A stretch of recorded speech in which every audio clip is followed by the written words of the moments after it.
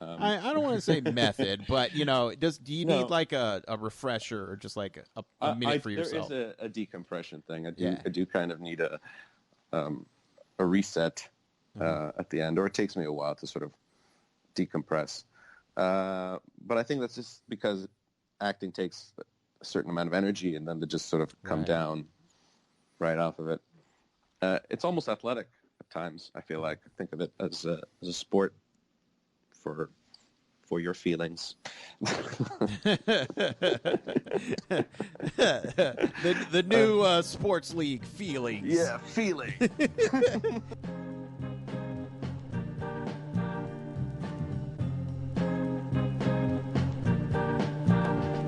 the cool of the evening when everything is getting kind of groovy. In the cool of the evening when everything is getting kind of groovy. I call you up and ask you if you like to go with me and see a movie. First you said no, you got some plans for tonight, and then you stop and say, all right. Love is kind of crazy. Welcome, everybody, to Casting for Two, the podcast, as always, hosted by yours truly. Welcome, everybody, to 362, episode 362. Hi, how's it going? That was a very peppy intro. I don't know why. I think my guest gave me the surge of energy right now, listening back to the episode. But, yeah, of course, Twitter, Instagram, at Casting for Two. Follow me, blah, blah, blah. You like the show, rate it. I might read it on the podcast, so all that good stuff. But you know what? I should talk about my guest today. Fajer Al-Kaisi is my guest for today, and he's a wonderful actor who has many credits, but he can be seen in the Amazon original movie, The Report, with little-known actors Adam Driver, Jonathan Hamm, and Annette Bening, just to name a few. I think Corey Stoll's in the movie. Actually, he is in the movie. My bad. But a wonderful cast and a wonderful guy. Just a great chat with him. So I need to stop talking because we're going to get into this episode. We're going to have a good time. And, yeah, so Fajer, take it away. Hi, Chris. It's Fajer. How are you? Hi, Fajer. I'm doing well. And yourself? Pretty good. Sorry, I'm a little early. No. Better early than late, I always say. Cool. Good to meet you. You got a You good too. radio voice. Thank you. I've been doing podcasting in general for 8 years, and I have to say, within the past 2 months, I've gotten more compliments on my voice than I've ever have. So I appreciate that. Cool. Yeah. But how is your morning going so far? Pretty good. I'm out here in San Diego on a gig. I just did some grocery shopping and getting ready to do my show in the evening. Okay. Yeah. Okay. Now, which show? Is it a play? Yes, it's a play. It's a okay. play at the Old Globe. It's a play called Noura by Heather Raffo. Mm-hmm. She's an Iraqi-American playwright based out of New York, or Brooklyn, I guess. Yeah, and she premiered this play on the East Coast at Playwrights Horizons and Arena Stage, I believe. But this is the West Coast premiere. And, yeah, really excited to do it. There's a big Chaldean Iraqi community here, so we're hoping to reach some of them. Mm-hmm. Yeah. And I love talking with actors because I love finding out the differences between everyone's style. For you, is there one style you prefer more, whether it's acting in plays or TV and film? It's really interesting you say that. I've been asked that question a lot myself, and acting is acting for me. It's just like a different way to play the same song. Yeah. but you just use different muscles or different values in the different fields. I guess the generalization is that film and television is smaller. Yeah. But that's a big generalization because comedy can break those rules. Okay. And and theater is sometimes that, but like we're in an intimate space right now in the round. There's 200 audience members. They're really kind of right in our laps, so it's almost cinematic at times. I think it's just whatever the situation calls for, and the best actors are able to skip in and out of what each thing calls for, Right. what each thing needs. Okay. And as far as for you, what kind of work do you do to get into a character's headspace? I like to sort of mine the source material a lot. I very much dig through the text for everything they say about themselves, everything someone else says about them. I sort of construct a timeline of their backstory based on what's in the script, and then I fill in the blanks for myself as needed with images that are resonant, I guess I would say, and the tie-in. So it's it sort of doesn't matter if the character is like deathly afraid of water when he was 3 if it's got nothing to do with the script, right? Right. It should connect and have some something to serve the story. I always try to serve the story. Okay. And are you the type of person where that, let's say you've been acting all day, whether it's, TV, film, or doing a play, where you get so taken over by the character that you have a hard time, at the end of the day coming out of a character? Like, am I method? I don't want to say method, but, do you need like a refresher or just like a minute for yourself? There is a decompression thing. I do kind of need a reset at the end, or it takes me a while to sort of decompress. But I think that's just because acting takes a certain amount of energy and then to just sort of come down right off of it. It's almost athletic at times, I feel like. I think of it as a sport for your feelings. the new sports league, feelings. Yeah, feeling. You know what? I feel like there are going to be a lot of pro players in that sport there. Yeah, it's pro empathy. That's what acting and storytelling is. It's the pro empathy leagues. You sit in a dark room and you try to identify with someone else. Yeah, I mean that's so we're sort of guiding that process. I feel like along.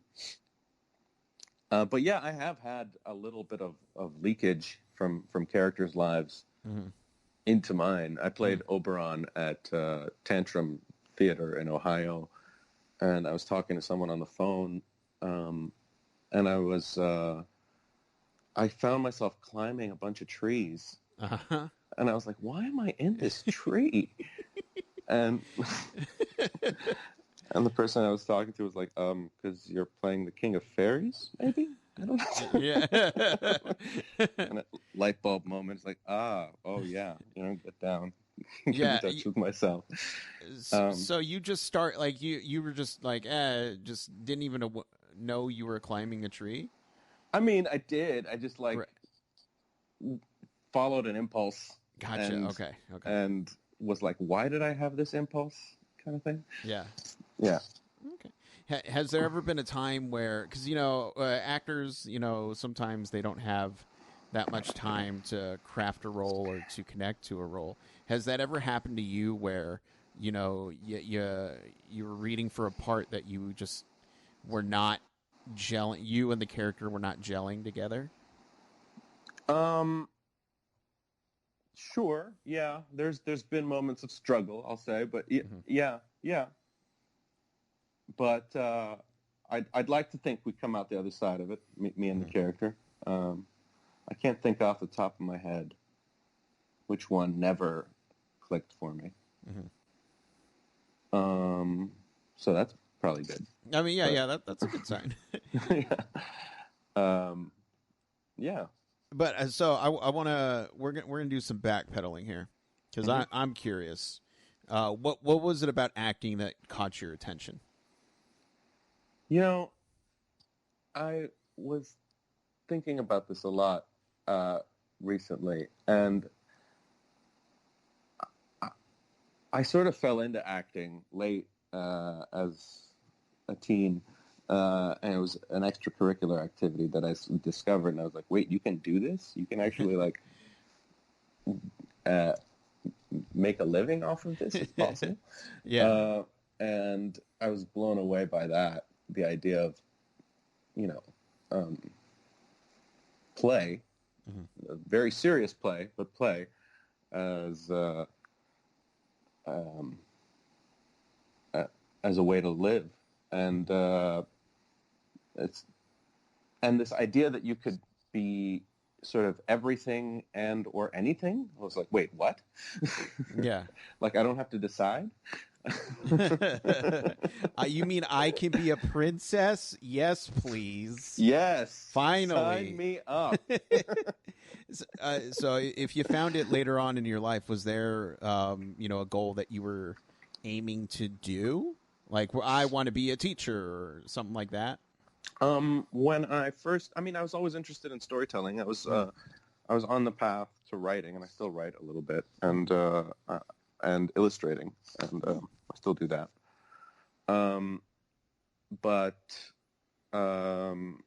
Yeah, I wasn't sure. I was sort of floating at the time. I was like, maybe I'll be a writer, or maybe I'll find my way to some kind of academic profession, right? Right. Because I was in school. But yeah, the thing that really lit a fire under my ass was acting. Mm-hmm. The thing that I wanted to understand it and crack it and I didn't understand it sort of intrinsically. Not that I understood a lot of everything else, very easily, but I had some ease in school. I was I was a good student. Okay. Another way to say that is I was a nerd. Look, there's nothing wrong with taking academics seriously. That's all I'm saying. That being said, I was not a nerd. I was a cool kid. I went to every party. No, I'm just kidding. No. Not me. Right on. No, go on. But yeah, I don't know where were we? Sorry, I got a little. No, I was just going to ask you. You mentioned you do writing and you do illustrating. Does that inform? I'm assuming probably the writing informs your acting. I would say the acting influences my writing more, or the idea that I started sort of being able to understand what the story is like from inside of it, as a character or as an actor. That has helped a lot. But the illustrating, it's just a weird sort of side creative thing that I do to keep the juices flowing, I guess, and certainly sort of works on my observation skills. If you're doing a portrait study or a sketch of someone, you really can, if you can get a sense of them really quickly, it's sort of it can translate into I can understand this character, the gesture of this character really quickly. And I sort of think of auditions that way as my rough sketch of what I might do with the character. And that's been kind of liberating in a way, because outside of that, it can be a monster mindfuck if you don't have right. If you don't have a system. Yeah, and I was looking over your filmography, your TV and filmography. And I got to say, if there's one show that really connected my dad and myself, it's got to be Law & Order. Yeah, the flagship. Yes. Yeah. My dad, I was just watching SVU right before you called. It's always on. It's crazy that the show is still going, SVU, but Yeah. the amount of actors that come through that show, it's almost a rite of passage. Yes. Were you living in New York at the time? Yeah, Or- yeah. I was just in New York. I had Okay. just gotten my first off-Broadway gig. It was good. I've been very fortunate and blessed and lucky, and I'm very grateful. Been working since I got there, more or less. Right off of Aftermath at New York Theater Workshop, I met Michael Pressman, who was the director for the episode, and he brought me in, and it was just a quick, easy sort of landlord. We found the body part, which was great. I got to lead into the dun dun. Oh, that's Dun, the dun. best. Dun dun. Yes, and check that off the bucket list. Yeah, it is a rite of passage. I watch that show and I see like, oh hey, there's Ramsey, or there's so and so, there's Tim Blake Nelson, or there's Yeah. everyone goes through there. Yeah, And because you're Canadian. I am Iraqi Canadian Iraqi now Canadian American because I have dual citizenship. But yeah, Oh, nice. What part of Canada? Montreal, the French Oh. part. Okay. Okay. Yeah. No, because I went to school in British Columbia, so Oh, BC. yeah, I'm a West Coast Canadian type. I'm still sad to say I have not been out there yet. I have to get to Vancouver at some point. You should go. Yeah. It's so. I mean, I grew up a West Coast person, as it was, so it appealed to me very much. Yeah, the best coast and the beast coast. Exactly. But I was just going to ask, the differences between, well, now are you just doing the play in San Diego, or are you living there, or? Oh no, I'm on touring? contract. I'm on an equity contract, so they brought me in to do the show. I Gotcha. auditioned for it in New York, but yeah, that's sort of just regional theater actor life. It's Gotcha. sort of like joining the circus. Yeah. And I've got my cat with me, but that's about it. I was going to say, does it help you, feed your acting side to be just like, look, I'm just here to act, or do you go out and socialize in the world because, the differences between the East and West Coast? I do both. I think you can't have a real rich artistic life if you don't have a full human life to Right. complement that, which is why I sketch or I'm into comic books and do other things like that. So I try to chase other interests. I just went to the safari park up here, the San Diego Zoo. That was a blast. Mm-hmm. Yeah. But I'm also here, to do the job. Right. So I have to give myself my couple of hours before showtime to take my disco nap. Yes. Nothing wrong with a nap. Yeah. I never thought I'd be saying that, but you know what? Now I'm just like, naps. Yeah, Naps. no, it helps. And you also have done work on a new project coming out, The Report. Yes, very excited about that one. Yeah, when you see that caliber of cast, is it just, oh my gosh, or is it just what? No, I'm just kidding. No, It's a bit overstimulating. No, you're right. You were right on the money to be like, oh wow, are you guys sure I'm in the right place? I can come back. Yeah. Yeah, no, definitely. And the first read that I did, I was like, oh, yeah, I'll sit right there in between Adam Driver and Matthew Rhys. Yeah. Oh, jeez. You weren't asking him Star Wars questions, were you? No, right. no, just in my mind. Right. Quietly. But you're like, can you? I was using the Force. There we go. I was Jedi broadcasting. Yeah. But on that project, was there something that you took away from the project that you use in your acting life today? I mean, that project is so important in so many ways, just as a story that we need to tell in this country to each other. That I'm just proud to have been a part of that, and if there's anything I use from it. I don't know. It's weird because I did it 2 years ago. So of course there's something I've learned from there.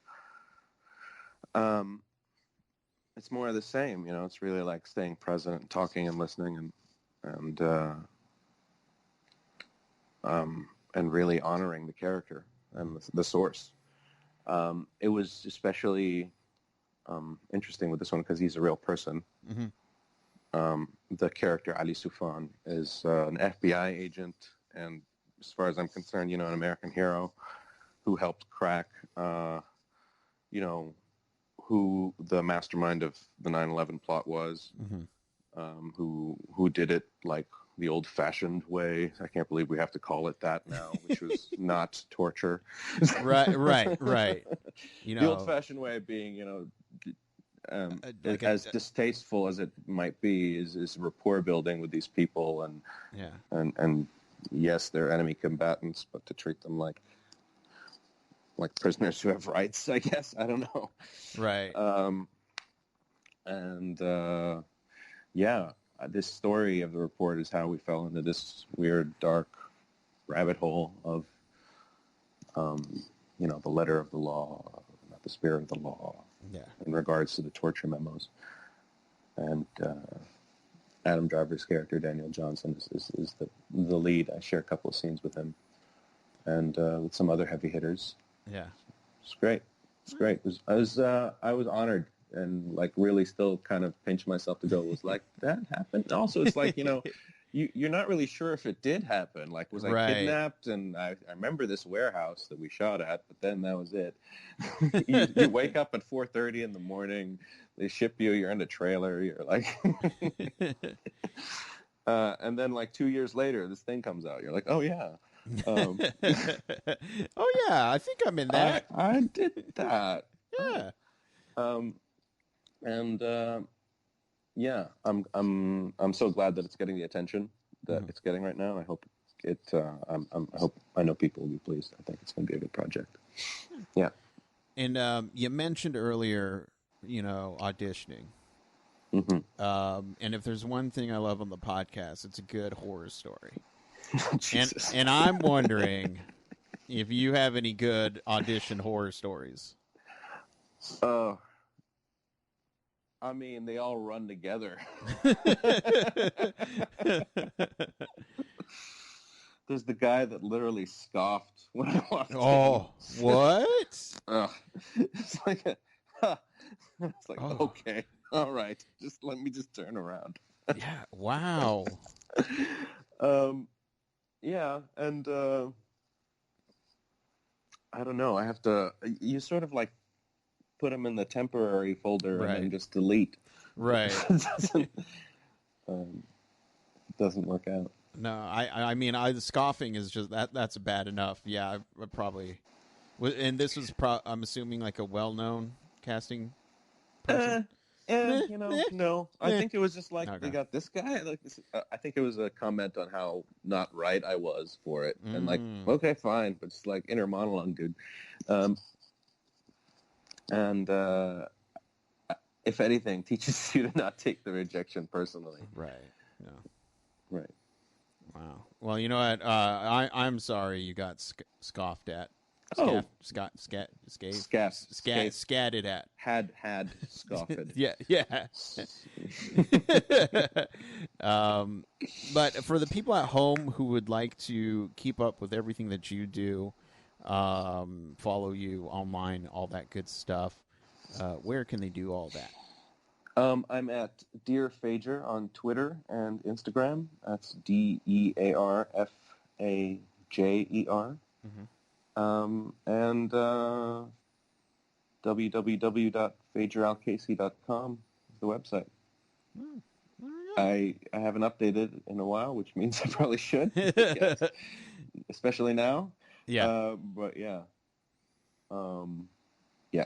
And besides that, stay tuned. Some other things are going to be happening, I hope. Yeah. Soon. There you go. Well, Phaedra, thank you so much for the wonderful chat. I feel like I should let you go, either take a nap or climb a tree, whichever one Maybe happens. Take a nap in a tree. You know what? Look, if that's your artistic process, like, more power to you. And I would like to let you know, my hands are up in the air as I said that, just to let you know. I appreciate that. That's my no judgment hands. Got it. But yeah, no, thank you for the wonderful chat, and yeah, anytime you want to chat some more, just come on back. All right, man. Thank you. Thank you. Have a wonderful